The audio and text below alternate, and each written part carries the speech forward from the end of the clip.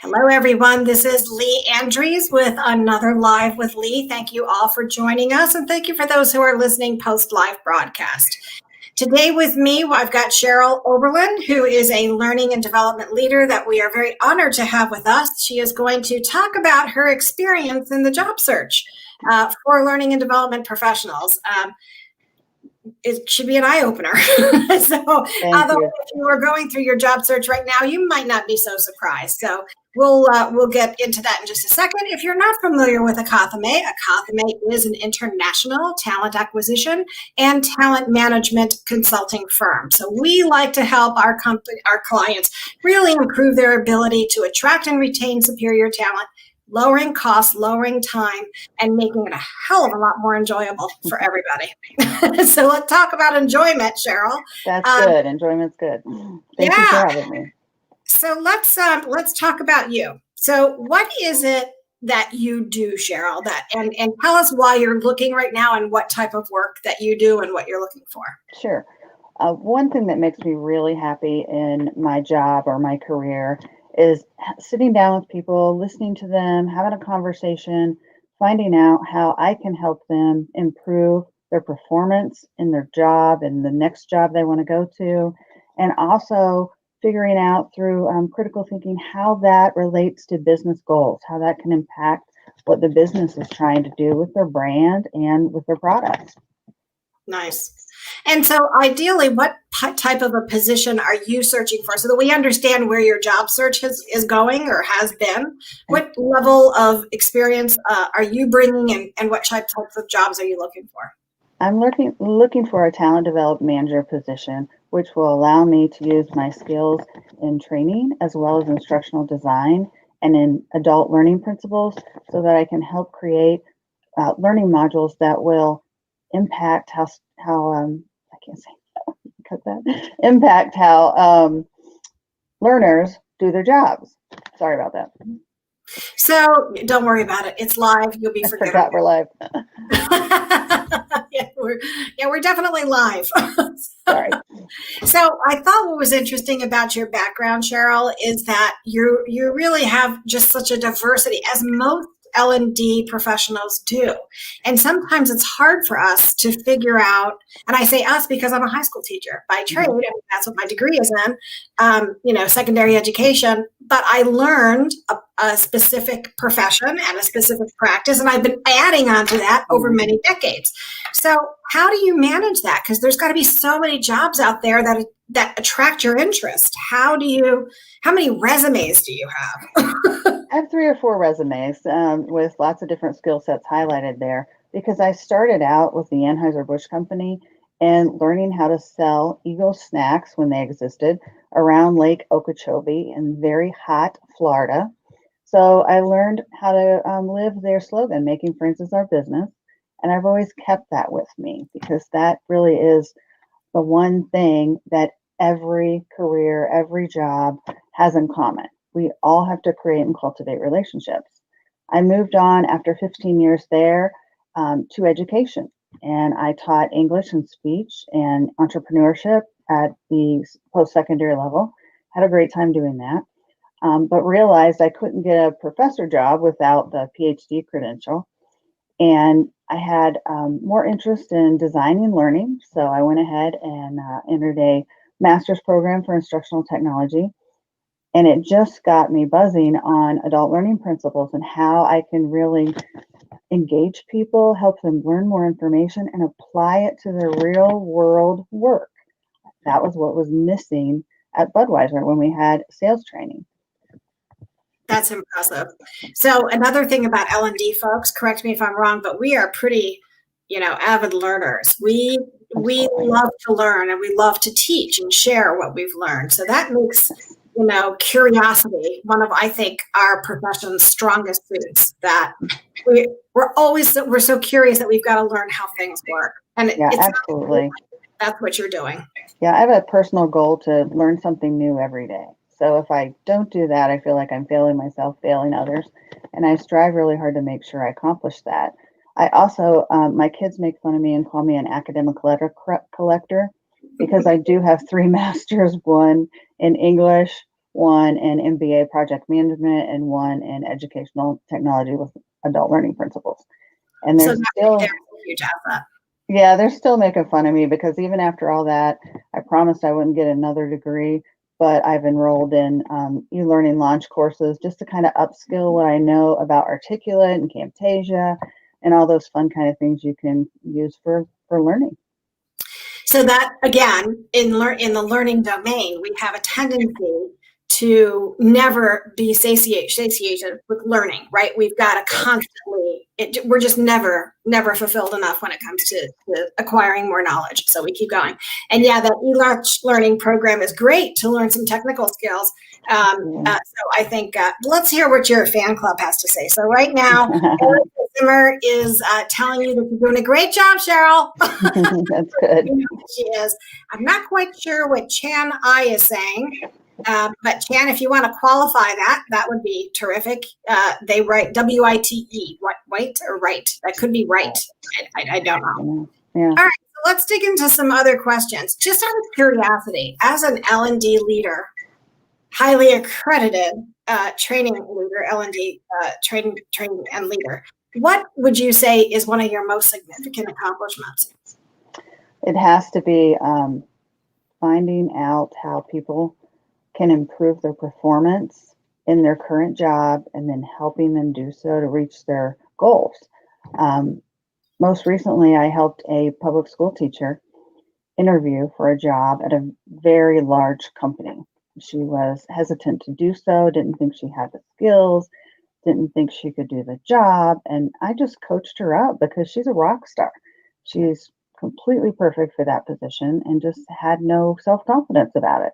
So I spent some time explaining to her what the interview process was going to be like, what behavioral situations, questions they would have, and how she should go back and really think about all her positions and pull a story from each one so that she had a solid example of what she could talk about during those interviews. And she did that, and she nailed it, and she got the job. So she starts in January and is making 4 or 5 times what she made as a public school teacher. Yes, I think that's awesome. So what I'm hearing here is that, so if I was a hiring manager looking at somebody like you, what I'm hearing is that you're able to work one-on-one with an employee within an organization and coach them up. Yeah, so absolutely. Professional development capability. Is that right? Yes, absolutely. I like to create motivational atmospheres. You absolutely cannot motivate someone. They have to do that themselves. But you can create the environment and the atmosphere so that they can be positive and learn. And I also like to help them with developmental action plans. So they have some real milestones that they can meet. And if they're not meeting them, I can help coach them to meet them or revise them as they need, to meet the business objectives. So it sounds to me like you inspire them. They might not be motivated, but stories that you're telling me, just a couple that I've heard, are inspirational for other people. Like if I want to find a job, and earn 4 to 5 times more than what I've earned before, which is probably not common, right? Right. Every day, and not everybody's going to get the same results, or so they say, Jenny Craig. But what you're going to get is a better platform for which to tell your story and make it a convincing one. Is that right? Storytelling. Yeah, storytelling is paramount with me. My father was a farmer and factory worker, but the one thing he would do is tell great stories and really talk to anybody. And I've inherited both of those things from him. My kids will say, "Did you know that guy you were talking to up at the cash register?" And I say, "No, but we had a great conversation." So really just creating conversations with people and being able to tell your story, answer questions about your story, and relate that to the job you're applying for. Those are some of the skills that I like to share with people. Okay, so we're going to back up again. So this isn't even about storytelling. We have to go back to your level of curiosity. Yes. Because it's your level of curiosity that St. Lee's opinion here, that I think that drives those interactions. Like if you don't care about something, you're not going to ask questions. You're not even going to say hello to the cashier. Right. You're just going to say, "Here's my money, give me my product, I'm out of here." But you're there talking to them about what's going on. And it sounds to me like because you've been raised in an environment that is so close, family knit. Yes. I'm assuming it's a very close Very much so. family and very close knit community that you genuinely care. So on top of curiosity, there's this natural interest to care. One of the secondary things that I learned at Anheuser-Busch way back when was helping others, philanthropy, and not taking credit for it. So we would, create Christmas programs each year. Started out with 20 kids, and at the end of 15 years, we had 200. I would manage that whole process of buying their toys, finding out what they wanted, and just trying to pick one that was closest to what they were asking for, deliver those toys. And, the satisfaction all just came from the smiles on their faces. One girl, I can't even remember what this toy was called, but it was basically a dog that had a dog washing station with it. And when she opened it, she's like, "Oh my gosh, I love this. How did you know I asked Santa for this?" And I'm like, "Oh, that warms my heart." And then, I've had a lot of adversities in my life, but I really see failure as opportunities to improve. The reason why I left Budweiser and came back here is because I had a very close death for cancer in my family. And I worked for this huge company. So everywhere that I went, people would say, "I'm so sorry, how are you?" And it was really super nice, but it was not helping me develop and go past it. So I decided to put a spin on my own career, but also to pay it forward, because we had so many people that helped us when that happened. And just countless people, ones we were related to, ones we worked with, and people we didn't even know. So I really try to pay that forward in what I do every day. How does that look inside of your company for you? And I promise we're going to get to talking about this. You're so fascinating. I just want to see how things translate in your mind from what made you feel good about that into what you would be looking for in a new job to be able to do that. How will you know that that job is going to be really and truly a great fit for you? What are you looking for? People have obstacles and they often don't know how to overcome them. So what I've learned is a lot of active listening to find out what the issues are, what stumbling blocks they're having, and they don't always know how to create these solutions. So, what makes me happy is helping them find a solution, helping them find a path to success, advocating for the learner. And once they do that, it just makes me feel like I've made a great accomplishment through them. So what in that job description specifically will call out to you that addresses that need? Development. In a job description? Development and learning experiences. Okay. Nothing more than that. As long as you see that, you will apply to that position. You would consider that position. Well, and I also evaluate the company. I left my last company after feeling that I wasn't challenged anymore. I didn't have that I'm learning something new every day, even though I was helping people every day. And I also didn't really align with the core values anymore. Their core values and mine, we're starting to slip. So the company has to be one that I can invest in as well. I have to be able to represent their product. I have to be able to be the face of that company as well. And, if I can't do that, then I'm not going to apply. I get that. All right, let's talk. Can we switch gears and go into the recruitment experience you've been having? Absolutely.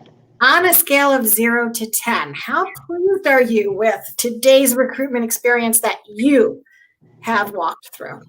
I would say about a 6. Whoa. So for those of you who don't know what this range is, it's the typical Net Promoter Score range. 0 to 6 means that that person would be a detractor for that company or that person or that brand, whatever it is. 7 to 8 would tell me that, Cheryl, either way, take it or leave it. 9 or 10 means that Cheryl has had exceptional experiences and will promote those companies. You said a 6. Why? Well, I haven't had a lot of conversations with people who seem like they really care about the company, really care about the product, and really care about the people. I did have a few of those. One specifically wasn't a good fit for me, but it was a good fit for other people that I knew. So I recommended one who got the job, recommended another one who is going into her 3rd round of interviews. So it's not only for me just about can I work at that company, but it's reaching out to people in my network who I know that are also looking for jobs and saying, hey, this would be a great fit for you. And here's how I think you can help them. That's very generous of you. Sure. I mean, But that's a lot of the interviews just don't have the conversational skill to, tell you about the company, to tell you what's most important, and really explain the core values. So when you talk to hiring managers, are you expected to hear that kind of stuff from a recruiter or only from the hiring manager? From the hiring managers, yeah. Okay. We're not expecting to hear that from the recruiter. Well, maybe to a small extent, but the hiring managers have to live and breathe that brand. So if instead of doing that, they're just asking me questions from, a typed sheet, you can tell the difference. That also kind of makes me sad because the recruiters are supposed to be able to represent the brand at the highest level and attract people like you to their organization.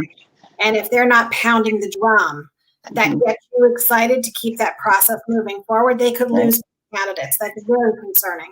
So what about, I have to put my glasses back on here. What has been, out of all of your interview experiences thus far, what has been the most impressive hiring process that you've gone through, whether or not you've received the position?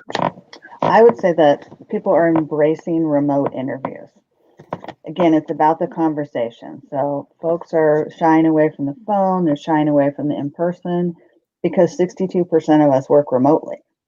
So they've got to do something to make those interviews keep going, to keep their pipeline busy. So just embracing that virtual interviewing is helpful to you. Yes. Are you finding that does it build as much of a bond with a remote interview as it would in person? Are you finding it no different at all? No, I don't think it's any different at all. As long as you have that interview based on a conversation. If either one of you are just speaking to the other person but not making contact, not cultivating that conversation, then it would be a deterrent. All right, let's go to a not so happy place here. Okay. Experiences. Where have you been least impressed with the hiring process? And by the way, if you're a recruiter or a talent management or acquisition leader, this is really where you want to focus in on hearing Cheryl out. There are two things that I thought of about this. And one is stacking interviews for people. For example, 5 interviews in a day from the same company. Now, it doesn't matter if they're 30 minutes each, but what matters is that folks' anxiety increases when they're on camera that many times. And it also doesn't give them much time in between to, kind of take a break and come back and refresh. So I found that that's, a huge deterrent for me when folks do that, because it doesn't tell me that the company, respects the person enough to give them the best opportunity to interview, right? And then the other one is, although I see this type of company or this type of interview as making progress towards the virtual interviewing, the companies that have virtual interviewing with a machine, I just don't think that really gives you a good idea of your candidate, because even though if you give them a chance to record the response 4 times, they're not having a conversation with somebody. So it's often really hard just to talk to a screen or talk to a wall. And, I don't think that really gives the best light of any candidate when you're just recording those. Okay, interesting. So that's relatively, well, it's not new technology, but it's been used much more frequently this year for sure. Yeah. So people are starting to use videos to send along their resumes. Yes. That's a better idea than this prefabbed hiring screening. Yeah, absolutely. There's a person that I know, her name is Erica Zimmer. Go to ericazimmer.com. She has a fabulous, just 1-2 minute introduction. It tells you about her experience. It tells you why you should hire her and what she is going to deliver if you do hire her. It's just a fabulous personal branding statement. And that's completely different than asking, very basic questions and talking into a camera.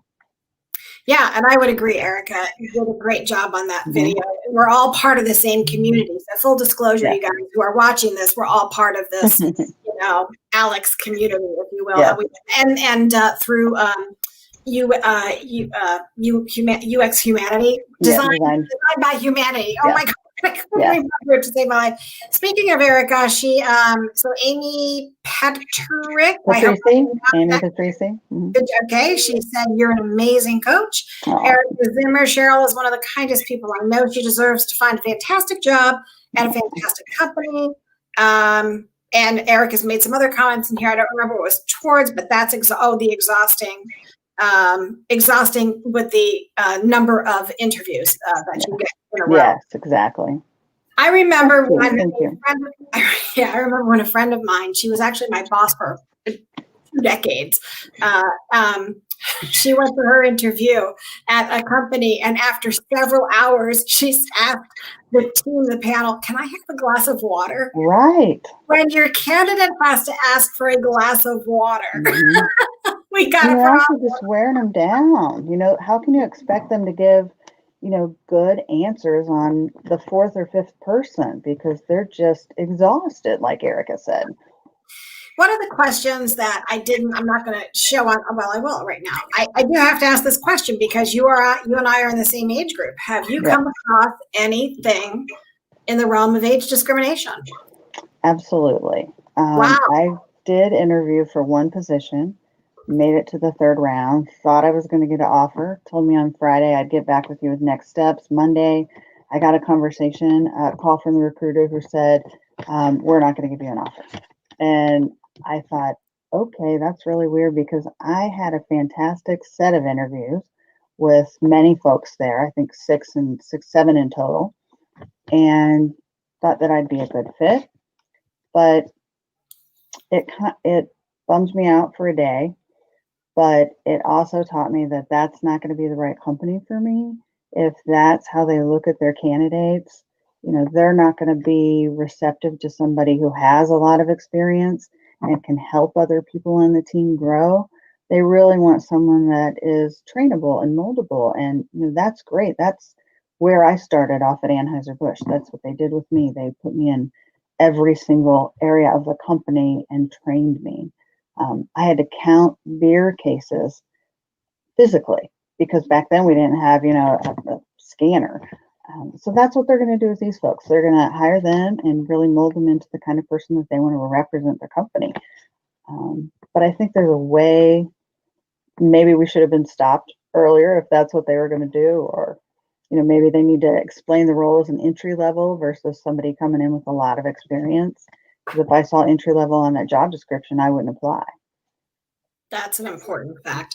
So we need to make sure that job descriptions are very clear as Correct. to what level of experience they're looking for so that you don't clutter the ATS Yes. with overly, that people that just don't qualify, right? Right. Or people who aren't interested, right? Hmm. So if you're asking Absolutely. for a maximum of 5 years of experience, you know that they're not looking, for someone with 25 plus. Right.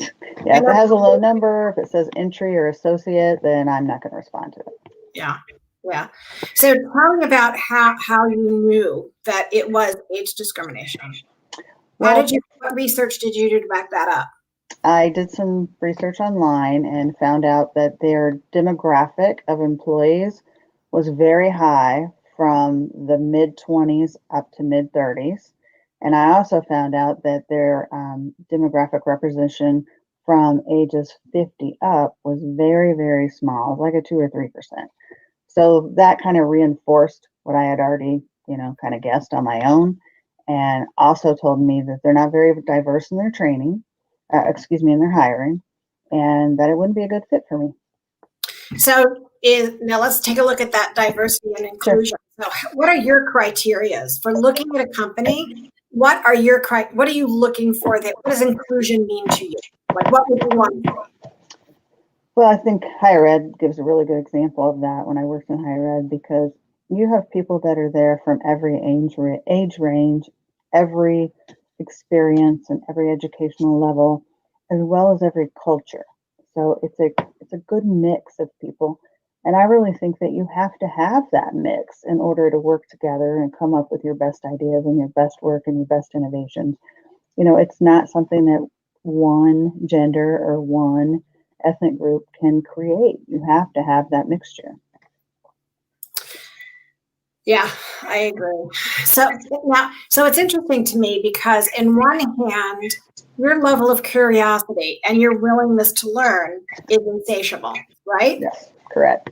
Yet we will not apply, and I'm with you on this, by the way. I'm agreeing with you. I would not apply to a job that's asking for 3 to 5 years of experience because for me, I would want to lead the capability. Right, exactly. I do. I'm a teacher, but I do. Right? Yeah, so exactly. I teach. And somebody positioned it to me as saying, they want people who will take orders, not give orders, right? As a leader. So job descriptions should be reading, you will take the lead on designing, on developing, on directing, on creating. Correct, yeah. And that would attract you. Yes. Okay. Yeah, something that I can take an active lead in and, help others that may be more junior understand how to move up in their roles. So be a good example, really live that role for somebody, say in training and development, so that they can also learn how to create development plans and create motivational atmospheres. Okay, here's another hard-hitting question. Okay. Have you ever walked away from an opportunity talking to a recruiter? I don't think I've had that many lately as a recruiter. One thing about me is, I told my husband this the other day after I got to thinking about it.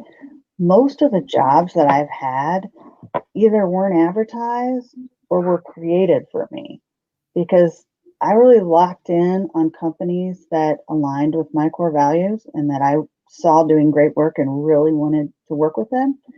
And I would find somebody, who worked there in a higher level, have a conversation with them, have lunch with them, and explain to them why they should hire me, even if they didn't have a job. So I did that. Good example of that would be Teradata at NCR. There was no job there for me, but it was created after we had a few conversations. Wow. And so I think that's another really good point to make. Hey, Emmett. Emmett is one of my colleagues and clients. Very cool. Hi, Emmett. So it's interesting that you say that. So you found your opportunity. So in the L&D domain, what is different about finding a job in L&D than we might say other people might? It might be different for other professions or nothing at all. It's the same. Well, I think too, there's a level of self-confidence. The last few years I've worked in quality assurance. I've taught 2,000 people in the last couple of years how to design online courses. And I haven't developed anybody, officially, but I did teach certification courses that allowed me to make a decision, does this person meet expectations or not, in order for them to be certified to represent the company. And, going into talent development officially, I just want to make sure that I have everything that a company will need in a person. And sometimes I need coaching up, and that comes from you, and I appreciate that. Thanks. So we all need coaching up, I think. I was just going to say we all need coaches. The coach always needs a coach, just like the counselor always needs a counselor. You just got to keep yourself. But that's part of learning and being receptive. It is, yeah, absolutely. So Cheryl, we've got 2 minutes left. At some point, you're going to be hired. At some point, you're going to be responsible for hiring people.